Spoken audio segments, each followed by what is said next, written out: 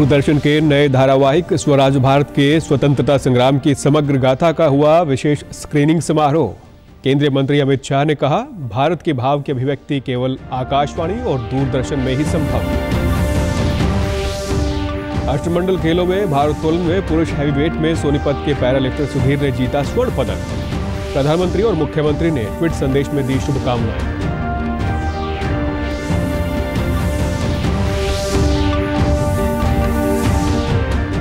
कुरुक्षेत्र में एसटीएफ ने कल शाम एक युवक को आरडीएक्स के साथ किया गिरफ्तार। न्यायालय ने आरोपी को 16 अगस्त तक पुलिस रिमांड पर भेजा।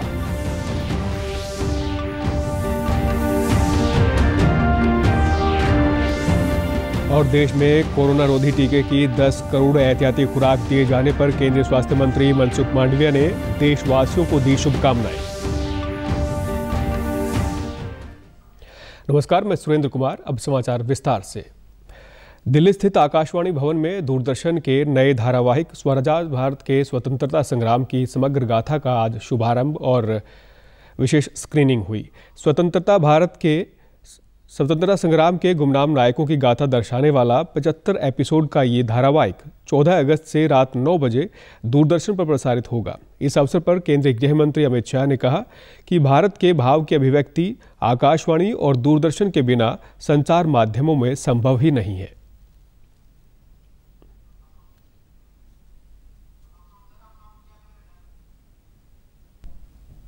केवल और केवल आकाशवाणी और दूरदर्शन ही कर रहे हैं। आजादी का अमृत महोत्सव मोदी जी के नेतृत्व में हम मना रहे हैं। देश और दुनिया में आजादी का गौरवगान कर रहे हैं। 75 साल में भारत ने जो उपलब्धियां प्राप्त की है उसका भी गौरवगान कर रहे हैं। आजादी दिलाने में नामी अनामी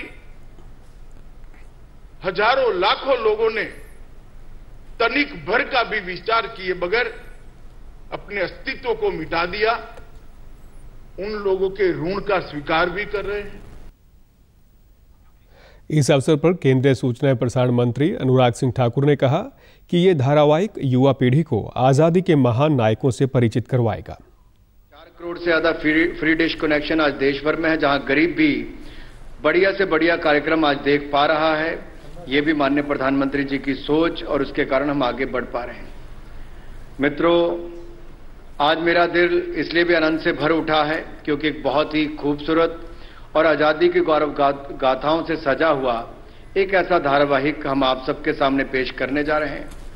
नाम भी स्वराज है और स्वराज की कीमत हम भारतवासियों से बढ़कर कौन जानता है। इस अवसर पर प्रसार भारती के सीईओ मयंक अग्रवाल ने कहा कि इसमें स्वतंत्रता संग्राम की कुछ सुनी अनसुनी कहानियों को प्रदर्शित किया जाएगा। ये धारावाहिक अंग्रेजी और 9 भारतीय भाषाओं में दिखाया जाएगा। 14 अगस्त से दूरदर्शन नेशनल पर प्रारंभ होगा, रात्रि में 9 से 10 बजे तक, और उसके अगले हफ्ते में यह जो है क्षेत्रीय भाषाओं में जो है पूरे राष्ट्र में इसका प्रसारण किया जाएगा। सर, हम लोग प्रसार भारती में लोक प्रसारक के नाते सर हम जनता के लिए प्रतिबद्ध हैं। सर, हम सत्यम शिवम सुंदरम की मूल भावना को आत्मसात करते हैं। सर, बर्मिंघम राष्ट्रमंडल खेलों में कल 7वें दिन भी भारत का शानदार प्रदर्शन जारी रहा। राष्ट्रमंडल खेलों में भारत 6 स्वर्ण, 7 रजत और 7 कांस्य पदकों के साथ कुल 20 पदक लेकर 7वें स्थान पर है। भारोत्तोलन में पुरुष हैवीवेट के फाइनल में हरियाणा के पैरालिफ्टर सुधीर ने 212 किलो वजन उठाकर स्वर्ण पदक अपने नाम किया।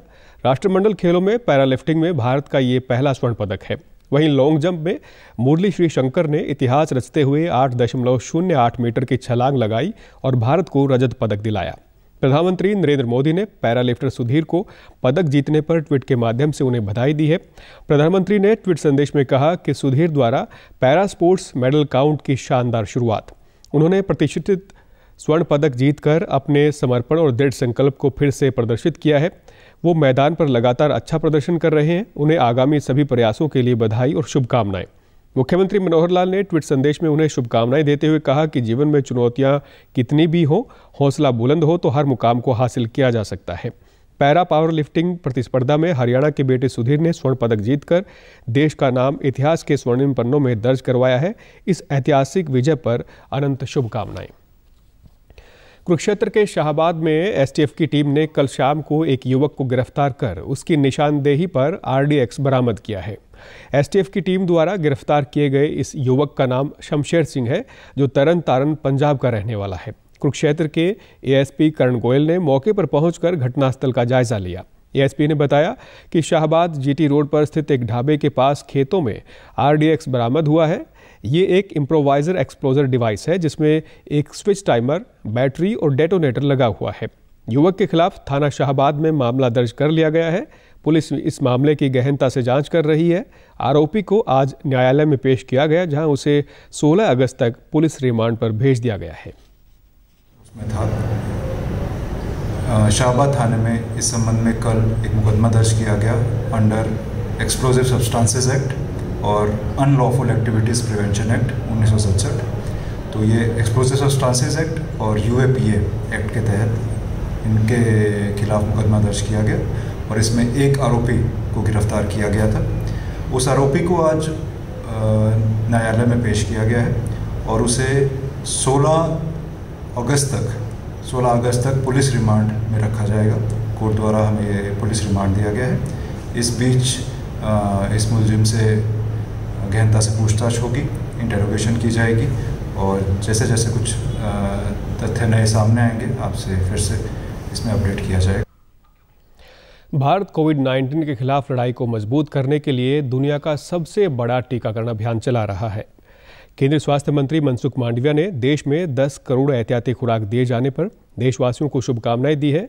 उन्होंने अपने ट्वीट संदेश में कहा कि 10 करोड़ लोगों के पास अब सुरक्षा का एक अतिरिक्त स्तर है। प्रधानमंत्री नरेंद्र मोदी के नेतृत्व कोविड टीकाकरण अमृत महोत्सव सभी वयस्कों के लिए मुफ्त एहतियाती खुराक प्रदान करने के लिए पूरे जोरों पर चल रहा है। राष्ट्रव्यापी टीकाकरण अभियान के तहत देश में अब तक कोविड रोधी टीकों की 205 करोड़ 59 लाख से अधिक खुराक दी जा चुकी हैं। देश में पिछले 24 घंटों में 20,500 से अधिक नए मामले दर्ज किए गए हैं और 21,500 से अधिक मरीज स्वस्थ हुए हैं। प्रदेश में अब तक कोरोना रोधी टीके की 4 करोड़ 48 लाख से अधिक खुराक दी जा चुकी हैं। प्रदेश में कोविड से 10,18,000 से अधिक लोग स्वस्थ हो चुके हैं, जबकि 3,670 मामले सक्रिय हैं। आज़ादी का अमृत महोत्सव के तहत नूंह जिले में भी निःशुल्क बूस्टर डोज लगाई जा रही है। जिला टीकाकरण अधिकारी ने बताया कि घर घर जाकर लोगों को बूस्टर डोज की अहमियत और इसके फायदों को समझाया जा रहा है। लोगों को जागरूक करने के लिए विशेष शिविर भी लगाए जा रहे हैं। उन्होंने कहा कि पहली और दूसरी खुराक के बाद शरीर में जो प्रतिरोधक क्षमता बनी है वो जीवन भर नहीं रह सकती, इसीलिए बूस्टर डोज का प्रावधान किया गया है। हमने शिक्षा विभाग और आंगनवाड़ी कार्यकर्ताओं के थ्रू भी अवेयरनेस एक्टिविटीज शुरू करा दी हैं। शिक्षा विभाग के थ्रू हमने स्कूल्स में भी ये कैंप्स ऑर्गेनाइज किए हैं। बच्चों से, छात्रों से भी हम लोग बात कर रहे हैं, उन्हें समझा रहे हैं इसके फायदे के बारे में।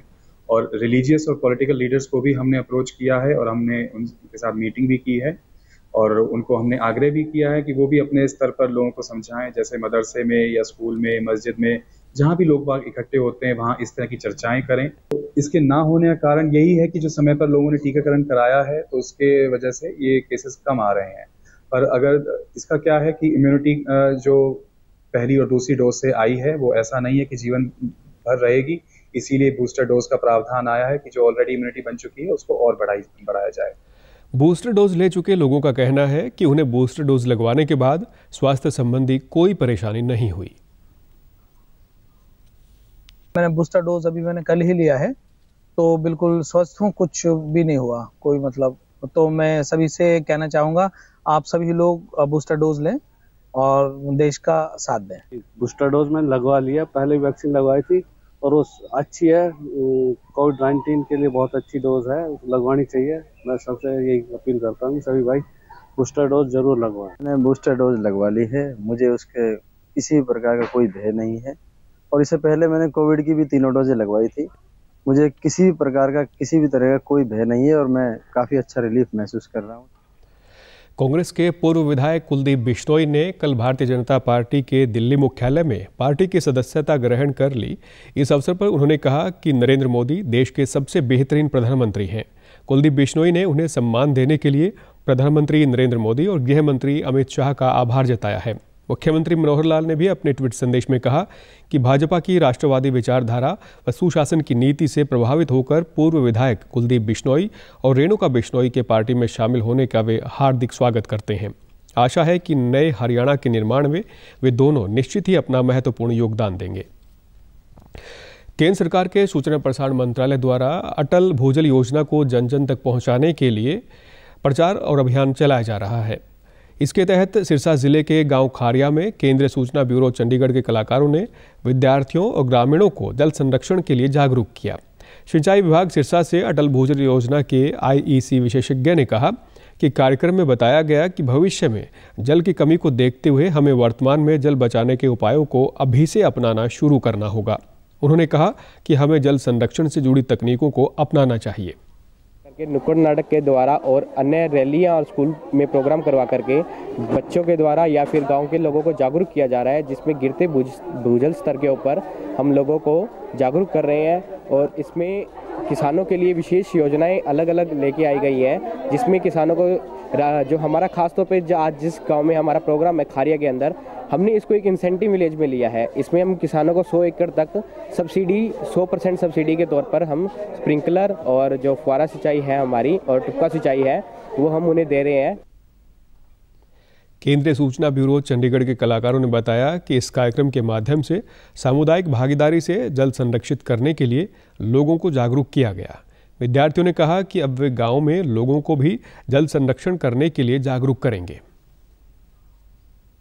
इसमें इंटरटेनमेंट भी था, लोगों के लिए मनोरंजन, चुटकुले और गीतों के माध्यम से जो अच्छी जानकारी जल बचाव के ऊपर वो लोगों ने बड़ी अच्छी तरह से उसको सुनी।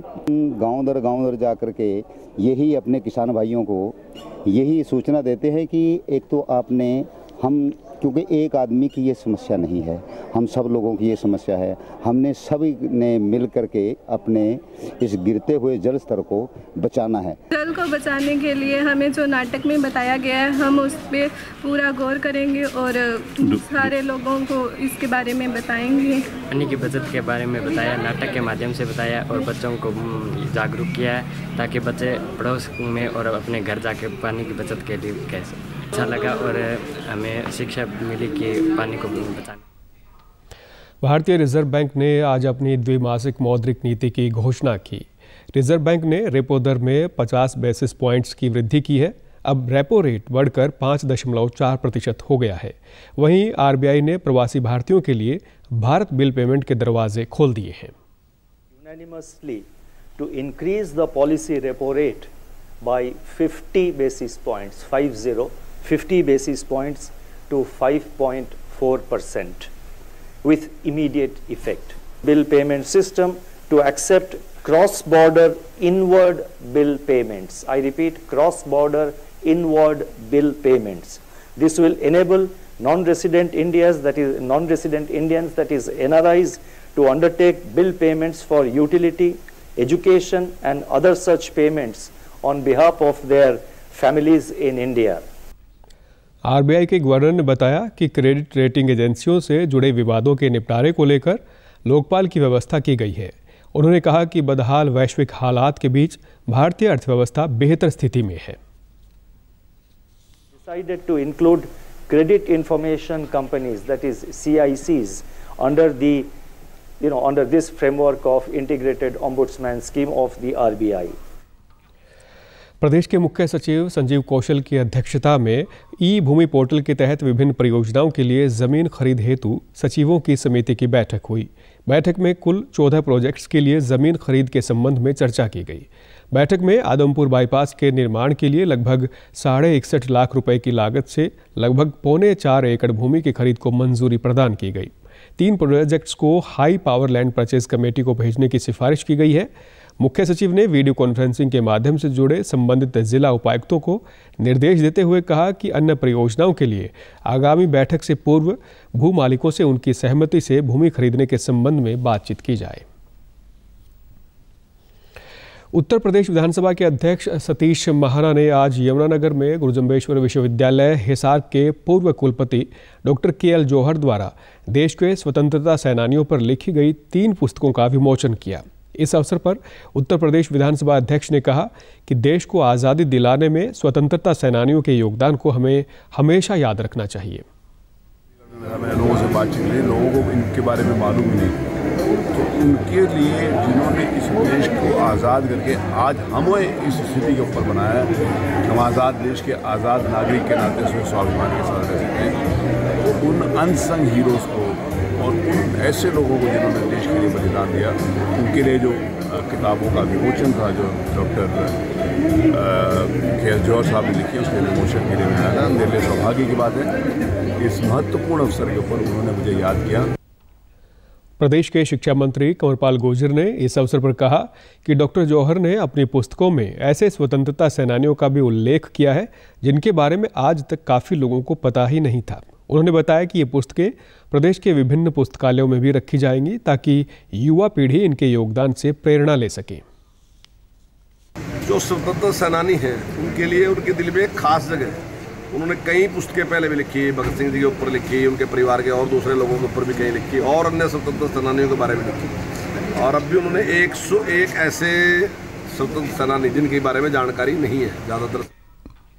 अंत में इस बुलेटिन के मुख्य समाचार एक बार फिर। दूरदर्शन के नए धारावाहिक स्वराजार भारत के स्वतंत्रता संग्राम की समग्र गाथा का हुआ विशेष स्क्रीनिंग समारोह। केंद्रीय मंत्री अमित शाह ने कहा, भारत के भाव की अभिव्यक्ति केवल आकाशवाणी और दूरदर्शन में ही संभव। राष्ट्रमंडल खेलों में भारोत्तोलन में पुरुष हैवीवेट में सोनीपत के पैरालिफ्टर सुधीर ने जीता स्वर्ण पदक। प्रधानमंत्री और मुख्यमंत्री ने ट्वीट संदेश में दी शुभकामनाएं।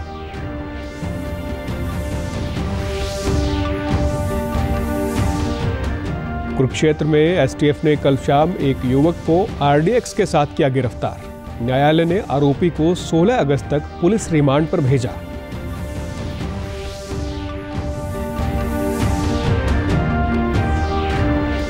और देश में कोरोना रोधी टीके की 10 करोड़ एहतियाती खुराक दिए जाने पर केंद्रीय स्वास्थ्य मंत्री मनसुख मांडविया ने देशवासियों को दी शुभकामनाएं।